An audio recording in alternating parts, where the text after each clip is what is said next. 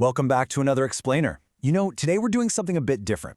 We're going to take the cloud right out of that abstract, invisible ether we always imagine and drop it straight back down to Earth. We are literally stripping away the APIs, the fancy dashboards, all of it, just to look at the massive, heavy, intensely physical architecture that actually runs the modern internet. So, what do you actually picture when you hear the words cloud architecture? Because it's so easy to just default to those mental diagrams of load balancers and virtual networks, right? But long before a single line of code ever runs, this stuff relies on metal, concrete, and real estate. Okay, let's dive into this.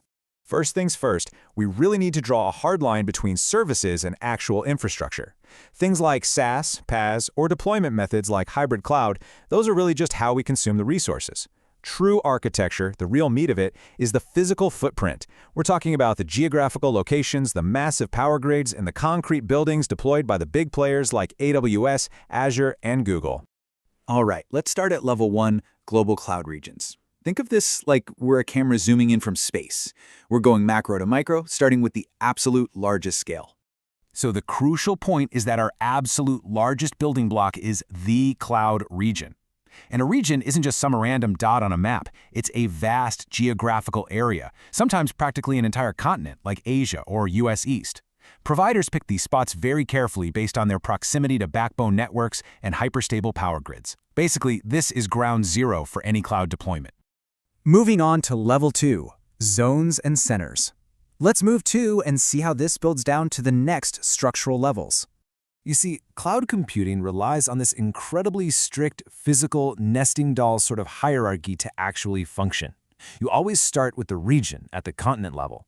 Tucked inside that, you have availability zones. Then inside those zones are your actual data centers. And finally, inside those buildings, you get down to the actual hardware resources, the metal and wires. This blueprint right here, that is the physical backbone of the internet. Zooming in to step 2, we hit the availability zone, or AZ. Because, honestly, you can't just shove all your servers into one single area and hope for the best. Instead, providers slice the region into multiple, physically isolated zones. To put that into perspective, you could have one entire zone in India and another zone in China, but both of them coexist within that single, massive Asia region. They are intentionally kept miles and miles apart, sitting on totally different power grids and floodplains. Okay, zooming in even further, inside those availability zones, we find the data centers themselves. Now, don't picture a standard office building. These are massive, incredibly secure physical fortresses. We're talking biometric security, armed guards, industrial-scale cooling systems, all sitting right there in specific cities like Delhi, Mumbai, Beijing, or Hangzhou, just quietly protecting mountains of servers. Which brings us to level 3, the core resources. We've gone from space down to the city, and now we're walking right through the front doors of those massive buildings to see what's actually inside. Inside, you hit the literal core of it all: compute, storage, and networking.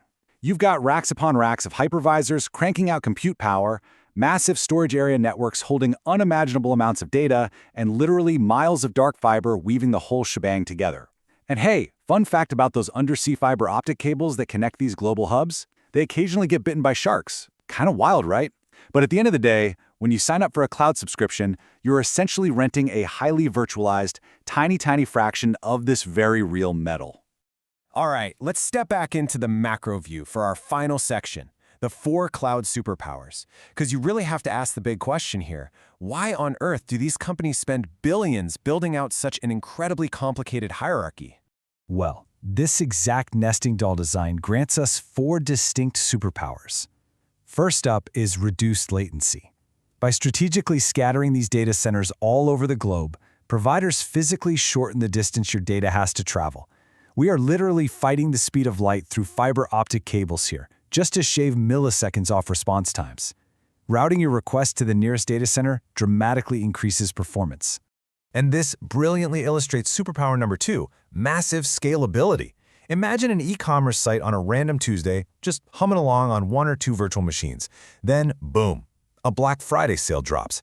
Thanks to this architecture, that site can instantly auto-scale. It can draw on dozens of instances across multiple data centers to handle that massive traffic spike, and the company never had to rack a single physical server themselves. It's like magic, but it's just really good engineering. But what happens when things go completely wrong? Say a massive flood or an earthquake totally wipes out a data center.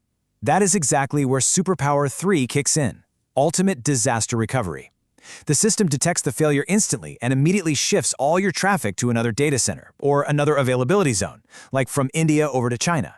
If a whole continent goes dark, it just dynamically routes to Europe or the US. You survive a literal natural disaster without your users ever even knowing you went offline. Now, what's really interesting about this slide is that all these layers combined give us the absolute holy grail of the cloud: fault tolerance. The entire point of this massive multi-billion-dollar physical puzzle is just to ensure 24/7 uninterrupted availability. It is an immense, non-stop global effort, completely engineered to be entirely invisible to us as end users. We've mapped it all out today, right from entire global continents all the way down to the shark-bitten fiber optic cables in a server rack. The cloud definitely isn't magic. It is an absolute masterpiece of physical engineering. So I'll leave you with this. Next time you just casually click a link or order something in a flash sale, take a split second to wonder how many hidden data centers and global zones across the planet did your data just seamlessly bounce through to make that happen. Thanks so much for joining me on this explainer, and as always, stay curious.